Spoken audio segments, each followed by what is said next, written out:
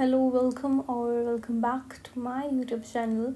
और आज हम करने वाले हैं translation which is the second step of gene expression. अगर हम पर्टिकुलरली बात करें सेंट्रल डॉगमा के अंदर तो ये सेकंड स्टेप होता है। First was transcription and second is translation. इससे पहले हम replication, transcription, post transcriptional modification सब कुछ पढ़ते हुए आ रहे हैं। If you haven't watched that video, go and watch the previous videos, clear your concept and then come again to watch this video about translation. Translation क्या है? Basically translation is the conversion of your RNA, आपका जो mRNA है उसको convert करना protein के अंदर। The process जिसके अंदर हम लोग प्रोटीन की फॉर्मेशन होती है उसको हम कहते हैं ट्रांसलेशन। ओके, ट्रांसलेशन स्टार्ट करने से पहले कुछ इम्पॉर्टेंट चीज़ें, कुछ बेसिक चीज़ें जो आपको आनी चाहिए। फर्स्ट की ट्रांसलेशन के अंदर हमारे पास we have 3 types of RNA, you know that, rRNA, tRNA and mRNA. all right, इन तीनों ये तीनों RNA यूज़ होते हैं ट्रांसलेशन के अंदर। जैसे कि मैं बताऊं तो mRNA खुद ट्रांसलेट हो रहा होता है विद हेल्प ऑफ tRNA, ठीक है। tRNA आता है, कोड करता है, और rRNA भी हेल्प होती है। वो हम पढ़ेंगे कैसे तीनों RNA मौजूद होते हैं।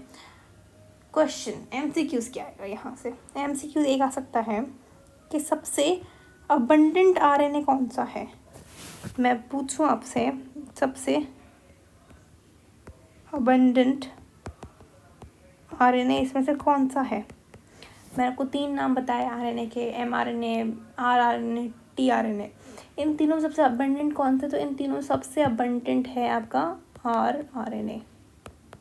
सबसे अबंडेंट ये है आपका पहला MCQ से। और 3 आपके RNA होते हैं। rRNA कहाँ होता है? तो वो राइबोसोम के अंदर होता है। ऑल राइट, ठीक है। ये कुछ बेसिक बातें थी। स्टार्ट करने से पहले हम कुछ एक स्ट्रक्चर पढ़ेंगे। यहाँ पे आप देख सकते हो, यहाँ पे ये रेप्लिकेशन हो रही है। पहले रेप्लिकेशन हुई, यहाँ पे DNA बना, DNA से फिर यहाँ पे क्या बना, ये यहाँ पे ट्रांसक्रिप्शन चल रही, तो ये mRNA बन के आया। mRNA फिर क्या होता है, पोस्ट ट्रांसक्रिप्शन मॉडिफिकेशन होती है, फिर ये यहाँ पे हमारे पास ट्रांसलेशन हो रही है।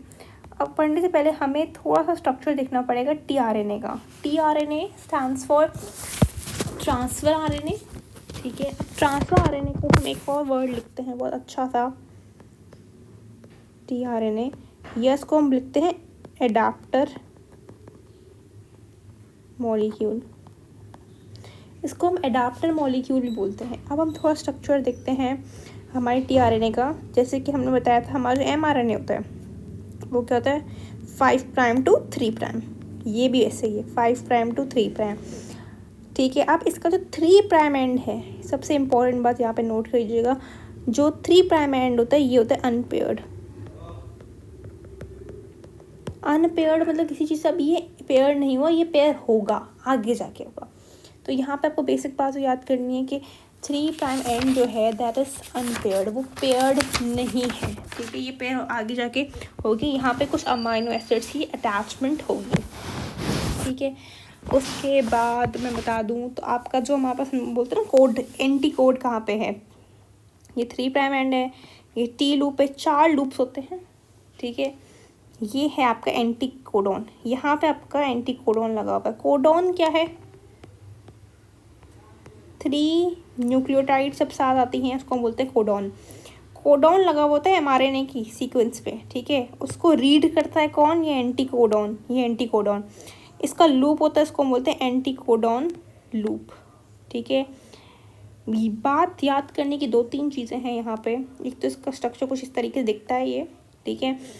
5' to 3' होता है, 3' होता है अनपेयर्ड। यहीं पे आके अमाइनो एसिड की एडिशन होती है, एडिशन में कह लूँ या अटैचमेंट कह लूँ। उसके बाद यहाँ पे एंटी कोडॉन होते हैं और इसको हम एंटी कोडॉन लूप कहेंगे। ये कुछ छोटी सी बात थी, आपको याद रखनी है। अब हम स्टार्ट करते हैं हमारी ट्रांसलेशन। ट्रांसलेशन क्या होती है?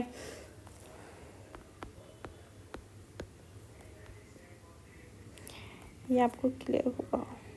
मैं इसको इरेज करना चाहती हूँ।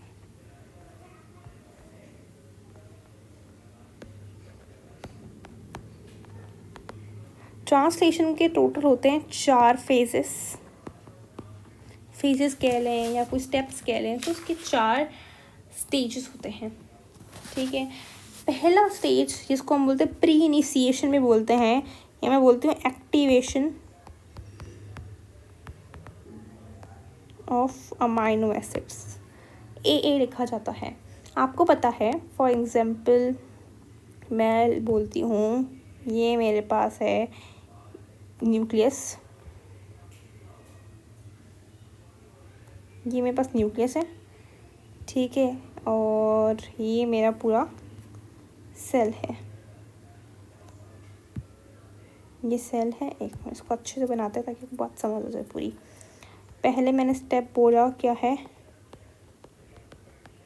Activation of amino acid. मेरे पास मैंने बोला ये सेल है एक, ठीक है, यहाँ पे कोई भी सेल आप ले सकते हैं, प्रोकैरियोट हो या यूकैरियोट हो। इसके अंदर मैंने बोला ये न्यूक्लियस है। उसके बाद ये है मेरे पास साइटोप्लाज्म,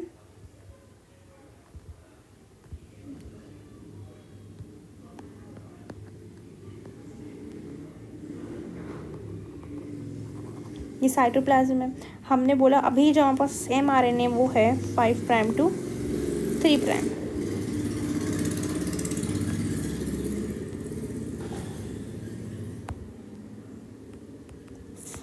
टू 3 प्राइम, ये कहाँ पे, साइटोप्लाज्म के अंदर है।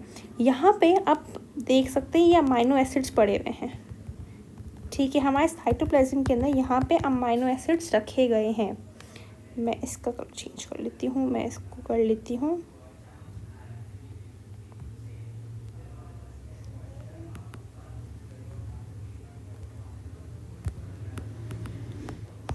ठीक है। ये क्या बोल रहे हैं, न्यूक्लियस, ये सेल है, ये न्यूक्लियस है, ये mRNA है, और यहाँ पे इसके साइटोप्लाज्म में बहुत सारे अमाइनो एसिड रखे गए हैं। अब यहीं पे अमाइनो एसिड असल में कहाँ जोड़ेंगे, यहाँ पे ही मेरे पास एक मॉलिक्यूल घूम रहा है जिसको मैं नाम देती हूँ,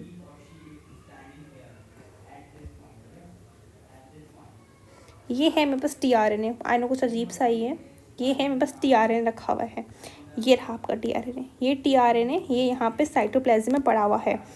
क्या होता है, एक्टिवेशन अमाइनो एसिड से मतलब मुराद यहाँ पे ऐसे है कि अमाइनो एसिड फ्रीली डिस्पर्स पड़े हुए साइटोप्लाज्म के अंदर। मैंने आपको बताया था कि कुछ इस तरीके से है स्ट्रक्चर, ठीक है। इसका ये 3 प्राइम एंड है, ये 5 प्राइम एंड है। ये मैंने आपको बताया 3 प्राइम एंड है, ये अनपेयर होता है। यहाँ पे क्या आता है, यहाँ पे जुड़ जाता है अमाइनो एसिड। फॉर एग्जांपल मेरा जो फर्स्ट अमाइनो एसिड होता है वो हमेशा होता है, हमेशा जो फर्स्ट कोड होता है वो मिथ्योनीन का होता है। तो ये वहाँ पे मिथ्योनीन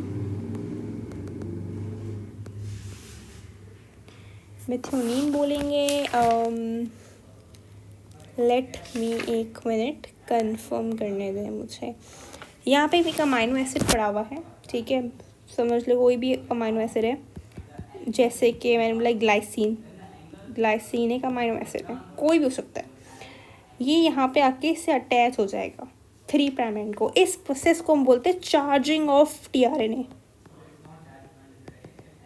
चार्जिंग ऑफ tRNA इसको बोलते हैं हम लोग क्या, चार्जिंग ऑफ tRNA। अटैचमेंट जब हो जाती है tRNA की अमाइनो एसिड के साथ, उसको हम बोलते हैं चार्जिंग ऑफ tRNA, या इसको हम बोलते हैं एक्टिवेशन ऑफ अमाइनो एसिड्स, ठीक है। अब क्या होता है अमाइनो एसिड, यहाँ पे जाहिर सी बात ऐसे तो नहीं होगा ये काम, कुछ हमने कुछ ज़रूर यहाँ पे ATP वगैरह भी यूज़ किया हुआ होगा।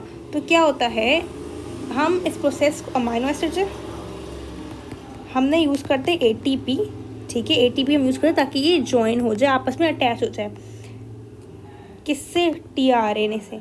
तो इसके लिए जो एंजाइम यूज़ होता है उसको बोलते हैं amino acyl synthetase.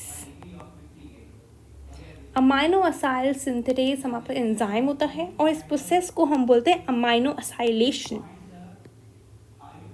Amino acylation, इस प्रोसेस क्या है, अमाइनो एसिड जुड़ गया है टीआरएनए से 3 प्राइम एंड पे, ठीक है।